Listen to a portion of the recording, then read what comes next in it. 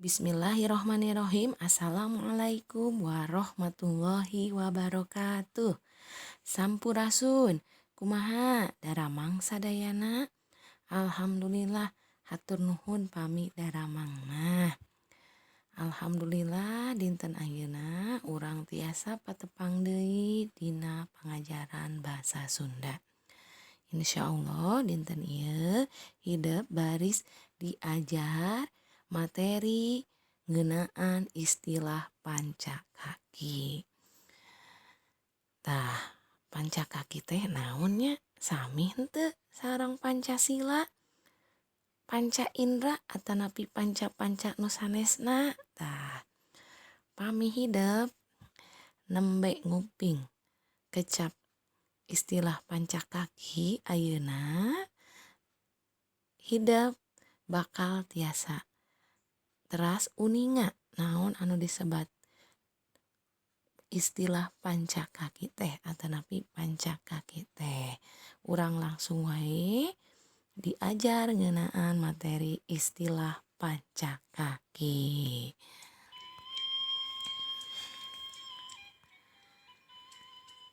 Istilah pancakaki. Tah, di handap ieu aya kalimah tengetan ku hideup. Oto ngintunkeun putrana nu jenengan Sentot Iskandar Dinata. Tah, dina kalimah di luhur nyaeta Oto ngintunkeun putrana nu jenengan Sentot Iskandar Dinata teh aya kecap putra. Sentot Iskandar Dinata teh putra Oto Iskandar Dinata. Sami nya namina. Nami keluargana Iskandar Dinata. Sarua hartina eta teh sami, arti hartina teh sareng Oto Iskandar Dinata teh nyaeta ramana. Nya bapana ayahna Sentot Iskandar Dinata. Janten Sentot Iskandar Dinata teh putrana. Putra anak Oto Iskandar Dinata. Sami hartosna sareng Oto Iskandar Dinata teh ramana bapana Sentot Iskandar Dinata. Tah, boh kecap putra boh kecap rama didinya ya kecap putra sareng rama teh nuduhkeun hubungan pancakaki atawa kekerabatan. Tah, naon nya anu disebat pancakaki teh? Janten kieu. Urang Sunda mah ya gaduh kabiasaan pikeun neangan hubungan kakulawargaan atanapi ieu kekerabatan, kekeluargaan. Sareng jalmi anu nembe dipikawanoh dikenal. Ngaliwatan naon? Ngaliwatan pancakaki. Tah, biasana lamun teu aya hubungan kulawarga masih dipilarian deui. Pilarian keneh hubungan anu sanes. Misalna aya kenalan urang anu kantos sasarengan. Ieu misalna nya ieu teh di sakola atanapi di tempat damel. Tah, ieu teh orang Sunda mah resep. Urang Sunda mah nya naroskeun. Susuganan we aya hubungan keluarga. Tah, naon ya anu disebat pancakaki teh? Tah, pancakaki teh nyaeta hiji sistem anu ngagambarkeun hubungan kulawarga. Pami dina bahasa Indonesia mah pancakaki teh sami sareng hubungan kekeluargaan atau kekerabatan atanapi silsilah keturunan. Tah, pami dina bahasa Indonesia mah. Dina Kamus Umum Basa Sunda pancakaki teh ngabogaan dua arti. Jadi aya dua arti tina pancakaki. Istilah nu kahiji nyaeta kata benda. Pancakaki teh hartina pernahna jelema ka jelema deui anu sakulawarga atawa anu kaasup baraya keneh.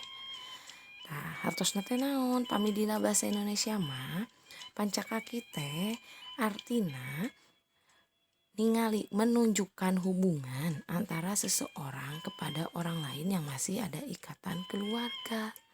Eta arti pancakaki anu kahiji, menunjukkan hubungan antara seseorang kepada orang lain yang masih ada ikatan atau hubungan keluarga. Anu kadua arti pancakaki teh nya kecap gawe. Kata kerja nya eta mapai pernahna kabarayaan. Pami dina bahasa Indonesia mah sami sareng proses penelusuran, pencarian hubungan seseorang dalam jalur kekerabatan. Jadi dipilari ya. Abi teh misalna uyutna saha, jangga warengna saha, tah sapertos kitu. Terus anu jadi patokan dina pancakaki teh nyaeta kuring. Abdi urang. Tah ti kuring kaluhur disebutna karuhun. Jadi ti urang kaluhur teh disebutna karuhun. Lamun ti kuring kahandap disebutna rundayan atanapi turunan. Salian ti karuhun anu ti urang kaluhur atau rundayan ti urang kahandap aya hubungan kagigir. Tah mangga ku hidup tingali di dieu dina bagan. Aya kuring di tengah-tengah. Ingat dina hubungan pancakaki kuring nu jadi patokanana. Ti kuring kaluhur tingali nyaeta ka indung ka bapa eta disebutna karuhun. Ti kuring kahandap disebutna rundayan. Aya oge anu kagigir tah. Urang tingali hiji-hiji. Urang bahas pancakaki ti kuring kaluhur atanapi karuhun ya. Naha da urang teh aya lantaran kolot urang karuhun ulang. Tingali kuring. Kuring teh ya kaluhur ngabogaan indung jeung bapa. Indung jeung bapa teh saha? Kolot urang. Indung kolot awewe, bapa kolot lalaki. Ya, ayah ibu bahasa Indonesia nama. Tah ibu sareng bapa teh leluhurna nyaeta nini sareng aki. Jadi gaduh sepuh deui, gaduh kolot deui. Aki jeung nini teh saha? Sepuhna. Bapa jeung indung urang. Tah eta apami aki kolotna lalaki ti bapa atanapi ti indung, pami nini kolot awewe ti bapa atawa indung. Nah terus nini sareng aki teh gaduh ya. Bapak jeung ibu deui nu ku urang mah engke disebutna buyut ya atanapi uyut. Nyaeta bapa atawa indung ti aki atawa nini. Teras buyut teh ya gaduh sepuh deui ku urang disebatna bao. Bao teh nyaeta bapa atawa indung ti uyut. Tah bao teh nya gaduh sepuh deui namina jangga wareng. Jangga wareng teh bapa atawa indung ti bao. Teras jangga wareng oge gaduh sepuh namina udeg-udeg atanapi udeg. Nyaeta bapa atawa indung ti jangga wareng. Nah, udeg-udeg gaduh nya tuh nya sami gaduh bapa jeung ibu mah nya dilahirkeunana tina batu. Tah, udeg-udeg teh gaduh sepuh deui anu ku urang disebutna kait siwur atanapi kakait siwur nyaeta indung jeung bapa ti udeg-udeg. Terakhir aya nu namina karuhun. Karuhun teh nya ibu bapana kait siwur jadi urang nyebutna karuhun atanapi si karuhun ieu teh mangrupakeun jujutan nu leuwih luhur biasana mah nu tos tilar dunia tos mararaot keneh lah nya. Eta pami kaluhur disebutna karuhun. Tah pami ti kuring ti urang kahandap namina rundayan atawa turunan ya. Urang bahas anu kahiji lamun kuring nikah nya kuring teh bisa lalaki bisa awewe ya hidup we lamun nikah hidup gaduh turunan namina anak nya anak teh anak urang teh nya turunan urang anu kahiji tah lamun anak urang nikah terus ya boga anak urang nyebutna anak ti anak urang teh incu atawa turunan kadua nya emut anak ti anak. Tah lamun inci urang teh ya mudah-mudahan panjang yuswa sadayananya panjang umur. Tah incu urang pami nikah teh gaduh putra. Tah si anak ti incu urang teh disebutna buyut. Jadi buyut teh anak ti incu.